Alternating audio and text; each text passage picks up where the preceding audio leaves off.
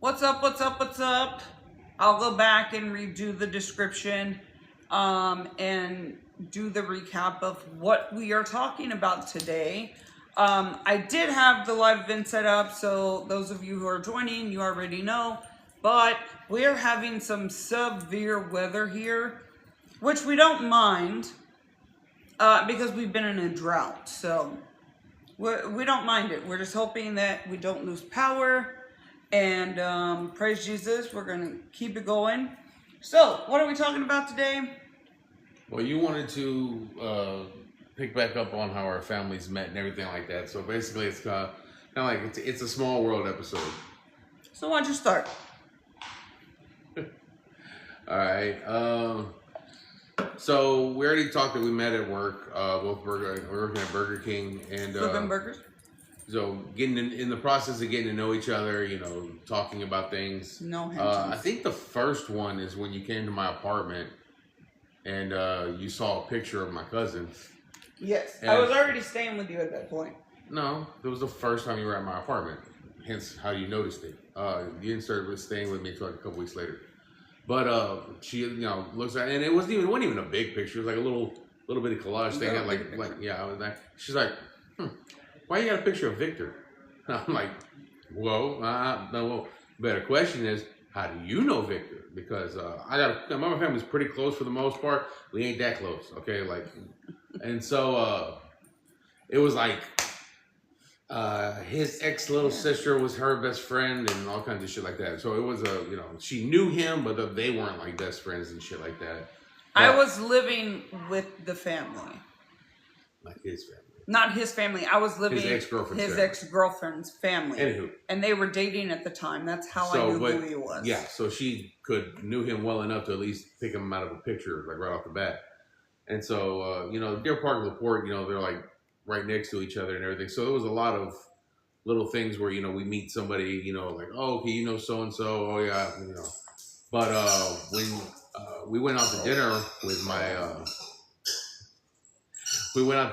parents, and we were talking about things, like to do, like hobbies and shit like that. And my parents brought karaoke, and she's like, "Oh, really? You like karaoke?" I'm like, "Yeah, we've been taking Paul for a long time and everything." And like, there's this one, a little karaoke DJ that we follow, and everything, and like his name's Raul. And she started like, she kind of made a face or whatever, and she's like, started describing him and going about it and everything. Yeah, you know him? Yeah, that's my uncle. So it turned out for years I've known not only one but two of her uncles. And Roll was cool as shit. I love Roll. Like, so small world and everything. And over the years, we've come across a few little things here or there, but it's just funny how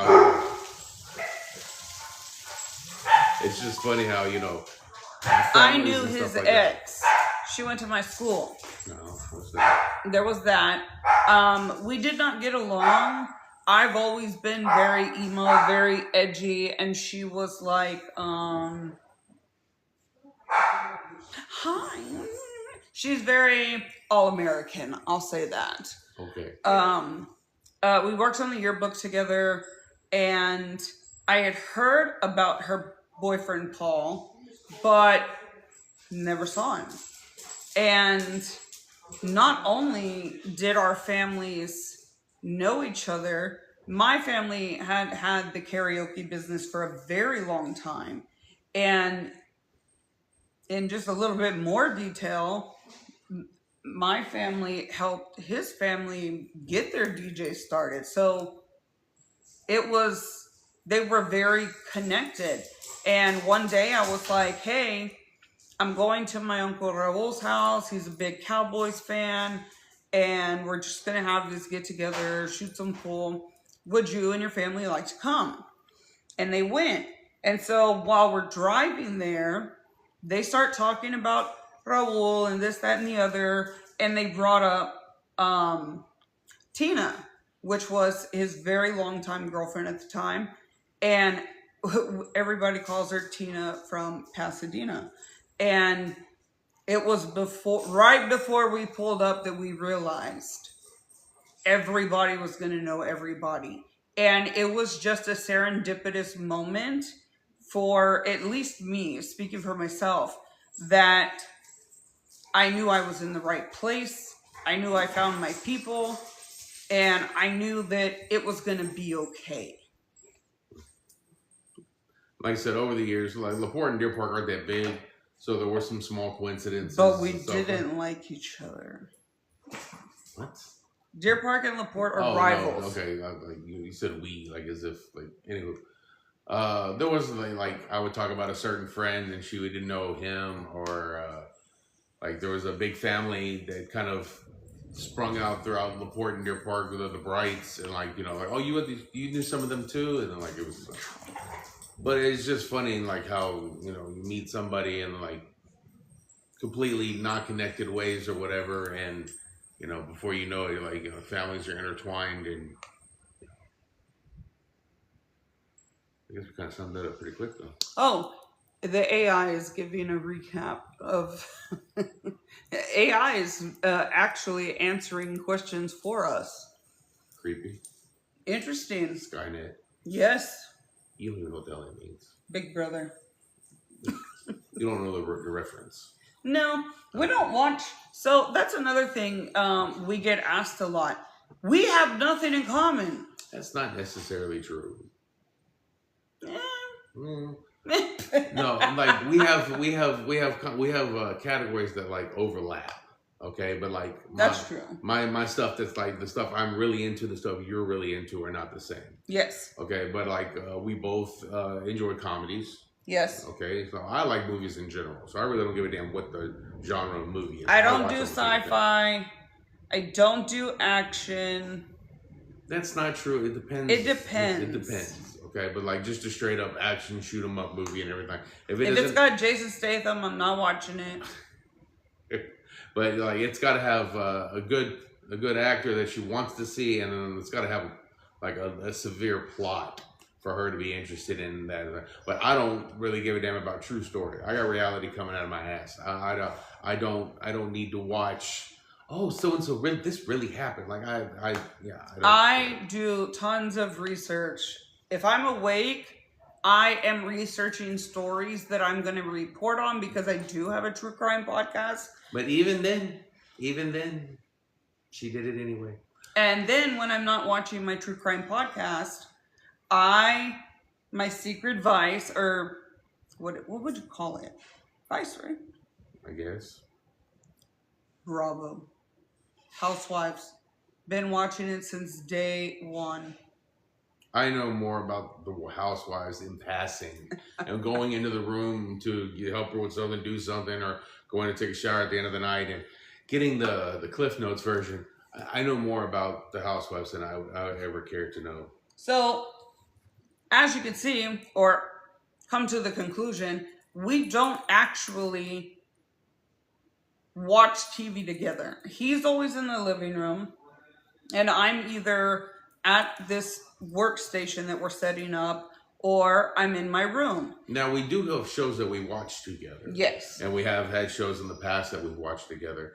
But as far as like our sit down time and everything like that, it's not constant. No. Most of all, like her sleeping schedule and, times in and out and whatever you want to call it. I never know when I'm going to sleep. No. So I don't know, us getting involved in a show usually ends up, when we watch shows together, it's usually like one whole episode together, and then about halfway through the episode, she falls asleep. It's because he's so comfy. Right, we'll go with that. Even when we go to the movies, I fall asleep. I never saw the bear do the powder. No, that was... Never saw it. I don't think that was also because you were he did not freebase baby powder. No, he did not. But that was also because you were on a new round of medication and you were in a good mood and happy, and you had this grandiose idea, let's go to the theater, and then passed out, snoring, the whole 9 yards. And the funny thing was, it was actually 2 movies we went and saw like in that weekend, and she doesn't even remember what the first one was at all. All of these people, what? I don't know. Who's trying to join? Who's trying to join? Yeah. Do y'all have any questions for us? We're a very interesting couple, I'll tell you that. Moderately. I mean. Nah. What's it been like dealing with My family. So I mentioned in a previous, let's say AI, discussing, oh, it's letting, AI is a moderator, I guess. I guess so. So I mentioned in a previous video, his family was like very PBS. My family was very, let's just say I grew up with Billy the Kid, Pancho Villa, all over the wall. My dad really, really, really carried on a family tradition. I have to be careful with what I say. I was raised very, very different. And when he met my family, he had to deal with a lot of those things that he had never encountered before. And it it was a huge struggle, a huge struggle. And I don't know how I'm still sitting here next to him. I don't know why he didn't leave. He's had a million chances to leave. That's my dad. My dad told him at the wedding, you are not allowed to bring her back. You can't. What are you saying? Well, that was way too many syllables. He's like, you married her, don't bring her back. Yeah. So now that we're talking about that, thunder came. Thank you, Dad. Let's keep the lights on. First of all, PBS is a little extreme, okay? My family is loud, sarcastic, and blunt. But as far as we're not dysfunctional, we were just broke. It was 5 kids, 2 girls, 3 boys, and both parents worked. We just didn't have lavish things. Our 9 out of 10 times it was a vacation. Welcome. I can see the comments now. Okay. But yeah, anyway, so we were just broke. Okay, so my family, we all loved each other. You know, I wouldn't say we were the tightest family in the world, but you know, we loved each other. We were just broke. We didn't have nothing flashy or fancy going on in my household. Her family, they had nice things growing up to the point to where they're all a little bit on the bougie side, but it's not like spoiled white collar bougie. It's like flashy, look at me shit. You know, like if you're not buying the name brand stuff, then you know you ain't representing right. And yeah. So, but they were so dysfunctional. The only people that they could function with was each other. And that was dysfunctional. Which way does it go? Dysfunctionally functional. That is the best way to describe my life. And I never got to be a child. And I was a child raising a child. So I had to learn about children things. And he'll tell you, even after these 25 years that we've been together, I still struggle with imagination. If it's not real and I can't understand why you would want to animate something instead of paying actors, I just don't have that. Now, I have thoughts and ideas, business stuff, entrepreneurial shit. I have that. I got that from my dad. He never mastered the get rich quick stuff, and I don't think that's the way to do things. And there's a lot of times where he put us in not just because of his crazy buying, but I come from a family of severe substance abuse. And I'm not going to say that it's cultural because somebody took offense to that the other day, but it is my experience and that's how I was raised. So our family is blending. My dad was the type of person that would be bored and he would just love to stir up shit. He would just make up stuff and just sit back and watch everybody fight. And I was just like, you know, there's plenty of times that he was like, I'm going to go stop this, blah, blah, blah. And I got put in the middle because it wouldn't have turned out. So even though we were meant to meet when we did, I wholeheartedly believe that it was to save my life and the life of my child that I had at that time. What do you think? That's my take.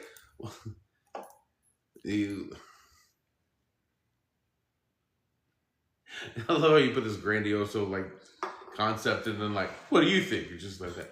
Well, it's different perspectives. Well, I mean, things happen for a reason.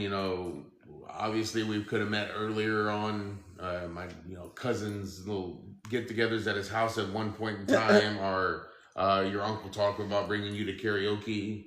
Because I got a niece around your age. Like I heard about it for years, but like, I'll see if she can come out next time. But it was meant to happen when it was meant to happen.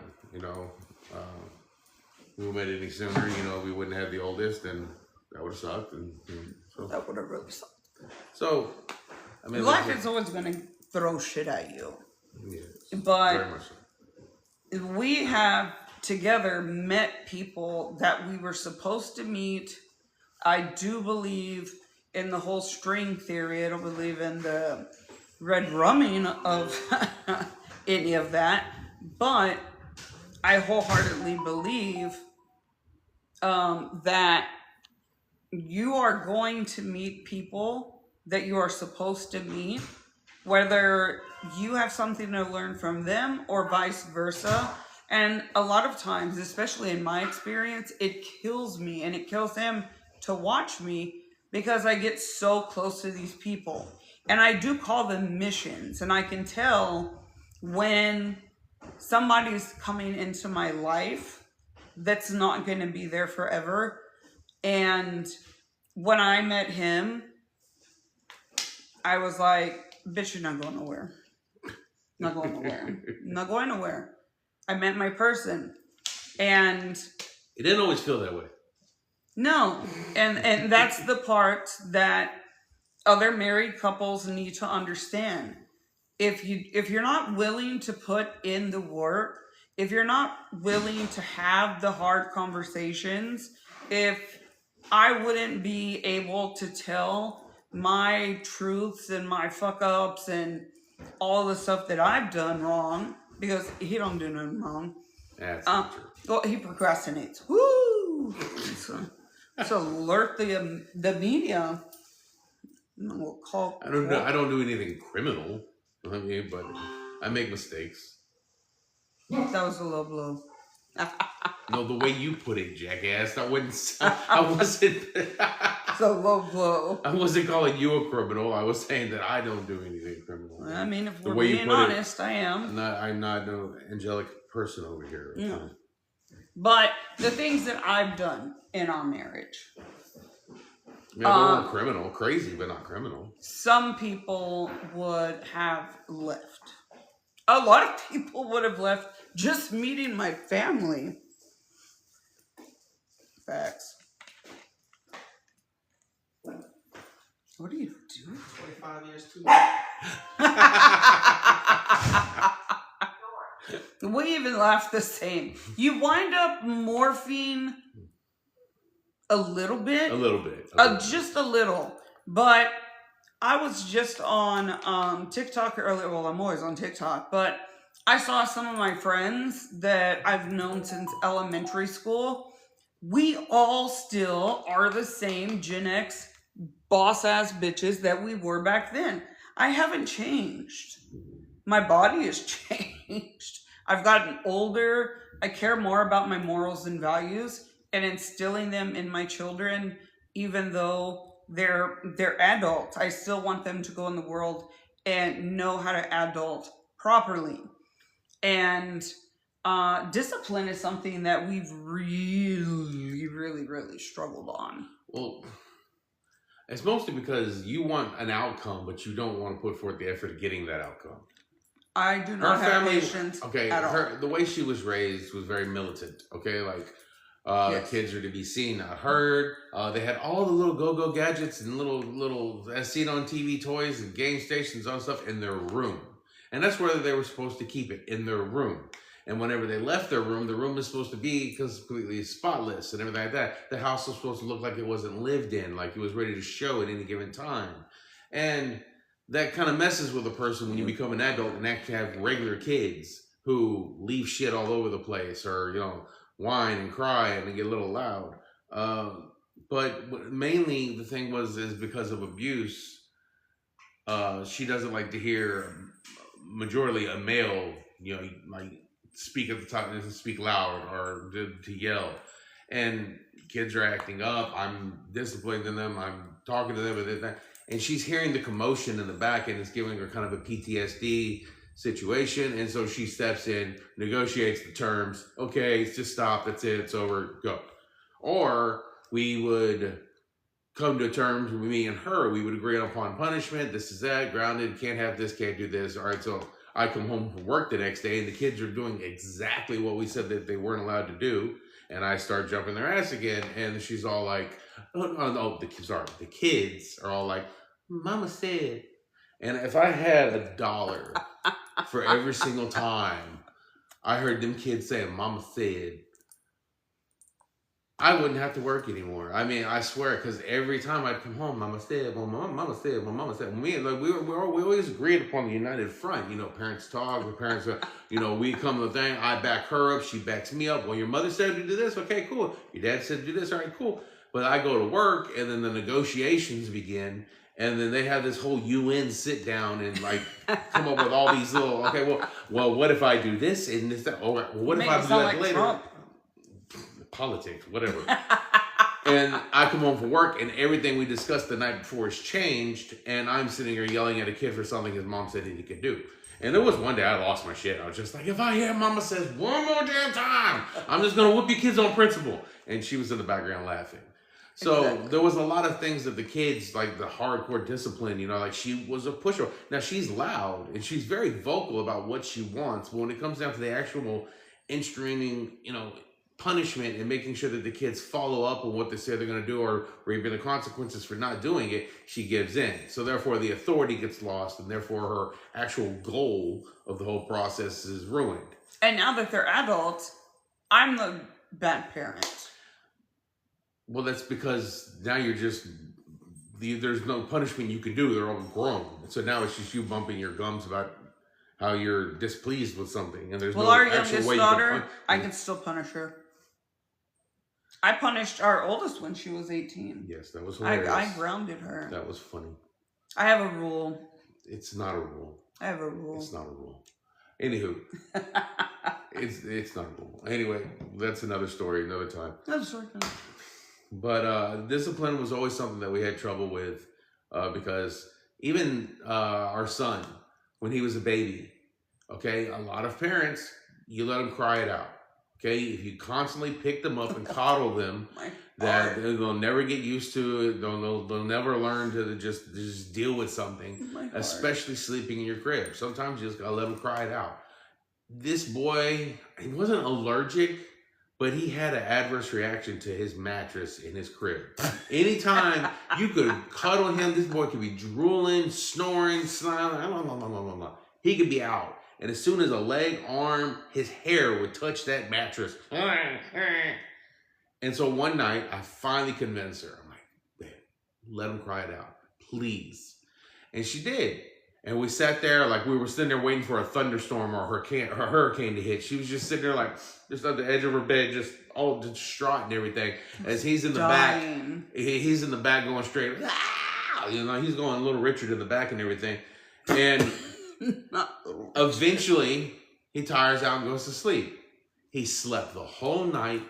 It was great. I thought it was a win. Everything was great. The next day, she's all a little upset. His voice, his throat, he sounds like he's a little hoarse. He wasn't speaking. I mean, he was a baby. That was all you were getting out of him. And she's like, oh, his throat just sounds a little worn out. He kind of sounded like Brett Butler. Anywho. So the next night, we were agreeing ready to go to bed. We're doing like 15 minutes early, give him a chance to cry it out. Like, all right, you ready? You ready? About 15 minutes. That's all she lasted. That was it. Go get him. I'm like, no, go on. No. We're progressing. Like, you're digressing. No, we not. Let him cry it out. We did good. Like, just one more night, baby. Like, no, go get him. No. That fool basically slept in the bed with us until the age of 3. Mm-hmm. As did the older and the younger. No. Well, the oldest did not. Well, by the time we were together, she was 3. But when she was with me and my family and I, she was sleeping with me or my brother or my sister. But our youngest, we put the bassinet at the end of the bed. But we had 3 black cats. And one of them, Leo, Leo was always doing shit. Always was in the bassinet, like doing the whole steal the baby breath thing. So we did put her in the bed more often. But I just like sleeping with my babies. Like, what's wrong with that? I have a hard time connecting with children. I don't anymore. But it was because I don't understand how they operate.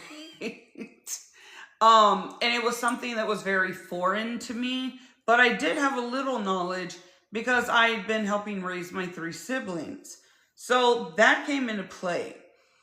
So when we talk about it's a small world, everything is serendipitous and you need to hold on to those moments.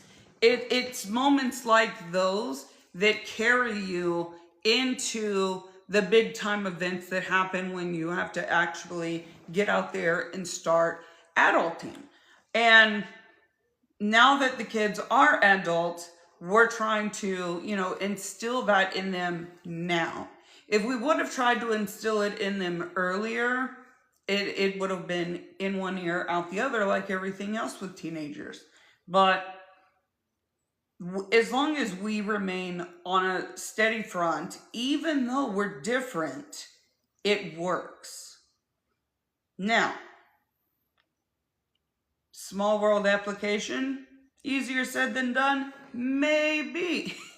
Maybe.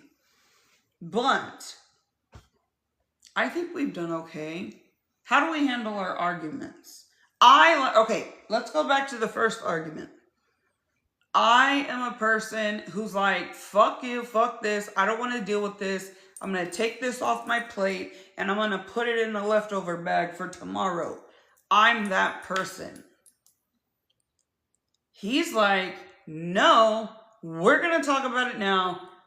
I'm not going to bed angry. Explain. Well, that's the way I was raised. Tomorrow is not promised, and also you don't want to start your day off mad at one another or had that linger throughout the workday or whatever, and then you're coming home to a same argument that's just been brewing overnight. Hash it out, get it done, get it taken care of, get it over with. What my dad and my mom could not have instilled in me or give me heads up on is that when you're raised with somebody who has lived in a combative family where argument is war and you cannot show weakness, and admitting fault is showing weakness. So regardless, even to this day, she's not as bad. But if we had an argument and it didn't matter if I had CSI evidence, DNA, pictures, witnesses to bring to the stand, she would not admit fault. And it boggled the hell out of me. I'm like, why are you still arguing? This is wrong. You're wrong. Just admit it. And I found out later that her changing the subject or wanting to just stop the argument is a sign that she knows that it's going in the wrong direction for her. And literally what you have to do with her is you have to treat it like court. You have to present your case, give your final argument, and then you give it up to the jury to let it make its decision, and you come back later or wait for the jury to tell you what they've came up with. Otherwise, she's considering it more, it's a hostile environment because you're attacking her. Even when you call the cops, if you call 911. Okay, she's saying I've never called the cops on her. No, but in my family, they got called a lot. The first thing they do is separate the people that are in the heated moment so that there's a cool down period.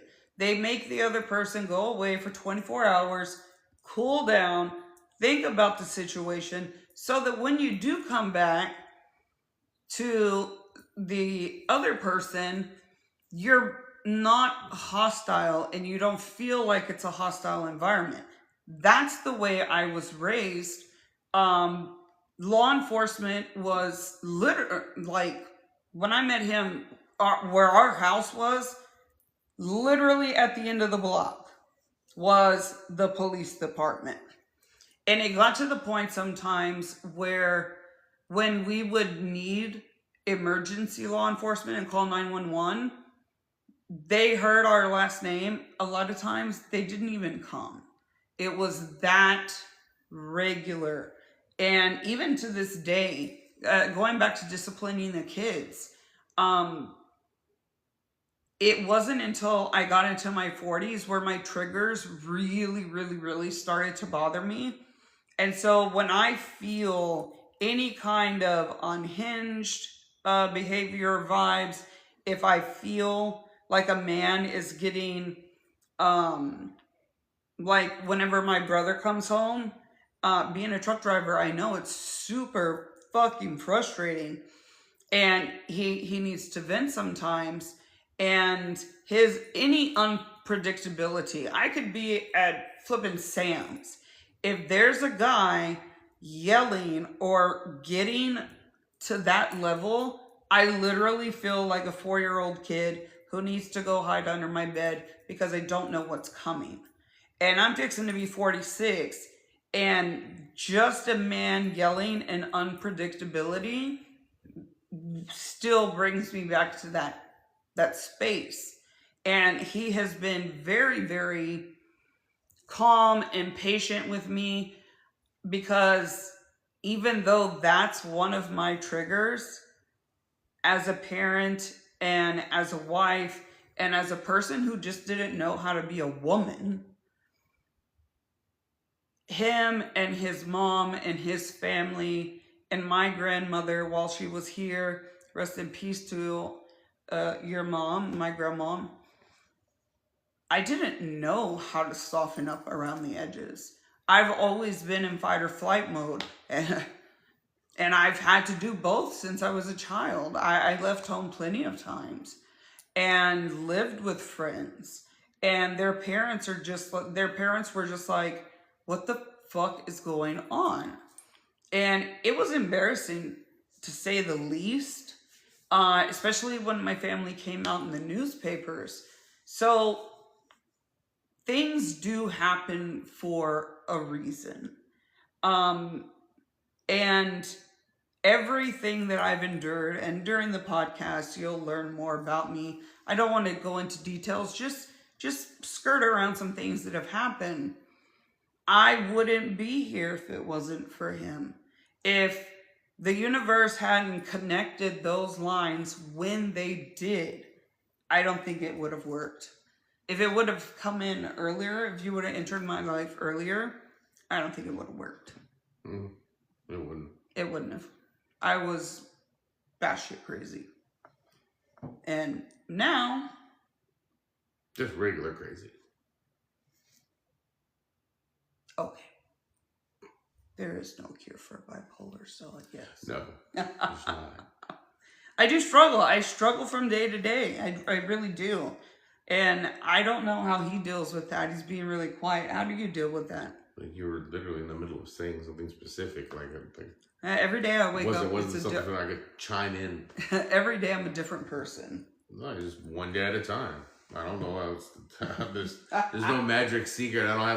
I don't have a little pamphlet in the back that I follow step 1 and step 2. And it's okay. I think we're on 4 already. I mean, like, it's just one day at a time, one situation at a time. Try to solve the problem and try to help you out when you fly off the handles to get back on the rails. He could write a bestseller book. Yeah. Apparently it wouldn't be long.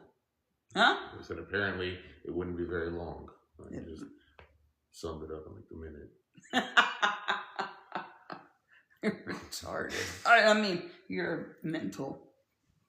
Sorry. I have to learn how to not use words. I'm gonna try. Yeah. I'm gonna try. You try. I'm surprised I ain't slipped up yet. I mean, it's hard. So, does anybody have any questions? See? I knew it. I apologize. I apologize. I didn't even finish the word. It slipped. I'm sorry. Don't penalize me. The funny thing is that growing up in different times, like some words are considered, bad now, and like you're not supposed to use those words, and they're derogatory or whatever. But sometimes words were just used as descriptive, and they weren't on a negative form or fashion. And I remember one time, me and my youngest daughter were talking about something, and she talked about one of her friends, and I'm like, oh, that kid is R, or is the R word, or however you want to say that. And she's just like, Dad, you can't say that. I can't say what? Like the R word? She's like, no, Dad, you can't say that anymore. I said, why not? Because, and the boy, he really did seem like he might have been, like, it wasn't like a derogatory term. He might have actually had a little specialness. But she was trying to explain to me that I can't. I tried to explain to her, like, well, we were from two different times. So I got my sister on the phone. I was like, hey, sis, what was that program that you were with that helped out with special ed kids in high school? And she's, oh, Spark. I'm like, yeah, what did it stand for again? It was Don't special. say it. No, it was special people assisting our kids, our word kids, and that was a school program. It's a medical term. Well, the truth, but it was a school program with T-shirts and like banners and pamphlets to sign up, like to be a part of this program. So we were from different times where sometimes a word is just a word and it's used as descriptive and not necessarily derogatory. But, at least with that word. But she didn't mean to say it. Maddie, do you want to be a guest? But no, no marriage, whether it's serendipitous or not, no marriage is easy. With or without kids. Okay, there are those Disney Channel like 1% like we just agree on everything. It's all unicorns and rainbows. I think it's bullshit. No, you think that way because you're skeptic about a lot of shit in life. But for the majority of us, okay, you're two different people with two different lifestyles, points of views, habits, and you're merging into one cohesive household. And there's going to be trials and errors. There's going to be ups and downs, compromises, and sometimes you're just straight giving in to certain things. And speaking for myself, it is really important that you don't lose yourself. Of course. People that know us from when we used to go out, we used to go to karaoke. We used to be more outgoing, and when you get older, you just don't have the energy. He works too hard. I'm never know what I'm going to be like. But people still to this day reach out to us on Facebook and on Instagram. And they're just like, man, how are y'all still doing this? And can y'all come out? Or, they want us to drive all the way back out to where we used to live just to hang out with us. And the surprise and shock that we're still together, more so that he's still with me, it's just mind-boggling to people. And the best way I can say it is when it's meant to be, it works. Even in the worst times. And we've had some worse times. But when it's meant to be, it's not about staying and fighting. It's about staying and compromising. It's about staying and finding a common ground. If you have a crack in your foundation and it's really just putting that wedge in there, y'all need to figure out what you're going to use together to refill the gap. So that's the way I think of things. Well, I mean, when they sit there, people have the vows and this and that. For richer or for poorer, for sickness and health, until death do you part. For richer or for poorer, that's actually that one actually means more the older you get. You're like, you know what? There is a poorer. Our wedding put us in debt. That was the first financial hurdle. Trouble is your second, and I can keep going. But But I mean, finances do have a big thing to do with it. Like if you have to be like, do y'all handle money the same way? Like, hey, I've got a plan for us doing this. So like, what are I'm you a doing? swiper. And no, she is impulsive, and she is more than willing to. You know what? Let's use the last bit of money in our bank account to go have a great weekend with the kids. It'll be so awesome and so fun. I'm over there like, yeah, we aren't going to be broke. Like, just stop, just no. And like, she's like, yes. And I'm like, oh, happy wife, happy life. And We can make it work. He hates when I say. yeah. And then for sickness and in health. Oh fuck! I've been sick since day one. The last, okay, out of the last almost 25 years, the last 17, her health has been up and down, up and down, up and down, up and down. Now she was on severe bed rest with the two little ones, and then other shit as well. I mean, and then like literally, she's just like crash, recovery, get a new career, crash, recovery, get a new career, and then there's just this like it's like little EKG machine going on with our life because of her health. And the thing is that like you say you love this person. So if you love this person, you marry this person, you want to be a partner in life with this person, you can't be like, yeah, man, this health thing's really starting to get me down. Yeah, man, you just too sick. I mean, I can't do this shit no more. I mean, that's like it's supposed to be like you love this person, rich or poor, sickness and health, till death do us part, or till she kills me, either or. I mean. And I don't mean like murder stab, even though like you would think she's training for that. Don't do that. You have to say red rum. You're probably going to get a restriction. Okay. I didn't even know that one was a factor. Okay. Well, she watches a lot of the true crime stuff, so it seems like she's been studying. But no, it's going to be the anxiety that kills me. But and I don't even have anxiety. But it might kill me. But as far as sticking around and everything like that, I mean, I don't like credit for sticking around because this is my wife. She's the mother of my children, and we have a family, and this is my job, is to be here for her and them. And so I don't like getting credit for sticking around because I shouldn't have the option to go anywhere. And I've pushed.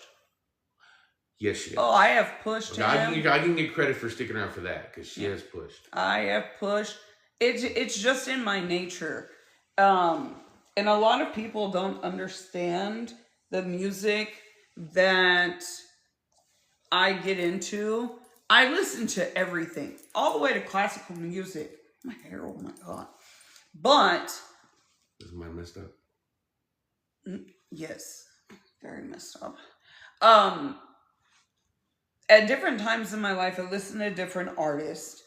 And everybody knows the artist that I listen to right now. On repeat, consistently. It's the only thing I listen to. And it's because... Well. Huh? Not the only thing. But anyway, yeah. We all know. MGK. When you can listen to somebody that has lived a very similar life to yours. Very, very similar. You finally find that person that you can relate to. It's not about, oh my God, this person's high. It's not about, oh my God, this person. No. I listen to the lyrics first, then I listen to the music. And the lyrics have to be something that I can connect to. I cannot connect to a song, like make myself connect to it. I just have to feel it. And when I feel like the world is crashing down on me, I'm having a horrible day, when I can put that inspiration on, because this artist is now, 2.5 years sober, living their best life, doing great. I have gained inspiration from this person to do similar things and to get out there and do what the fuck I want and what I like.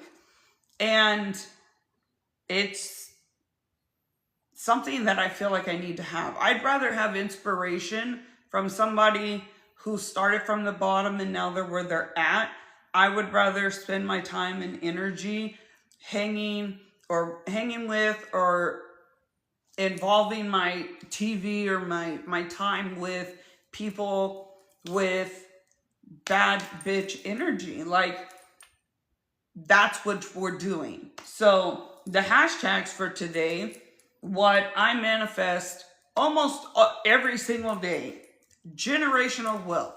You need to wake up, you need to have some affirmations. Prosperity, family, very, very, very important. And to me, the most important is your health. It is your health. I don't have many family members left. And I don't say that in an exaggerated way. I really don't. And it's very, very sad. So health is very, very important. Not just because of what I go through, but I want to be here. I want to be here for a while. I want to be here. I don't want to be immortal. I do. I don't. I do. I don't. And we have changed the time just because we almost changed the time today. He works a lot. And because we've started these channels, I'm behind the scenes working on the computer, following my source, blah, blah, blah, blah. But Sunday at 3 Central Standard Time. It's before dinner. It works. We're tired, but we're here. And during the week doesn't really work well for me because depending on how many hours I work and where I'm working at the day, the drive, by the time I get home, I'm like bursting through the door, sit down. And so we were talking about, like, it's just, y'all aren't going to get the best me. And I still have to eat dinner, shower. I got the next day to prepare for. So Sunday so far. It seems to work. And if I do have to work on a Sunday, we'll cross that bridge when we have to come to it. Yes. But thank you for being here with us. Don't forget to click the link in our bio. We haven't eaten yet. That Louisiana came out. Louisiana did come out. Link in the bio. I said it again. To go to our YouTube channel and subscribe, where you can see all of this craziness and our other playlists. So we'll check you out there. I enter comments tomorrow, so this will be uploaded tomorrow as well. And we'll see you Sunday at 3, and you'll see me all week. So all week. We love you all. Thank you for supporting us. And if you have any questions about marriage, parenting, sex, drugs, rock and roll, whatever you want, just put them in our DMs or comments and we will get back to you. In the meantime, enjoy the rest of your Sunday and we'll see you soon. Bye.